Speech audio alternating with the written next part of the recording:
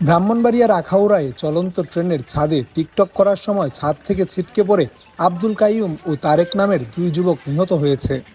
বুধবার বেলা 11:30টার দিকে উপজেলার মোগরা ইউনিয়নের গঙ্গাসাগর ব্রিজ এলাকায় চট্টগ্রাম থেকে ছেড়ে আসা সিলেটগামী পাহাড়িকা এক্সপ্রেস ট্রেনের ছাদে এই ঘটনা ঘটে।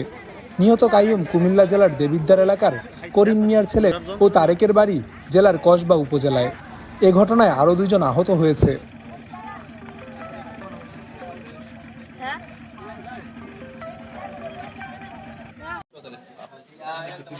এর নাম কি? তারেক। তারেক, ও আচ্ছা, ঠিক আছে, বলতেছি। আপনি কোন জায়গাতে বলছেন? ও আক্তার, আক্তার, ঠিক আছে, ঠিক আছে।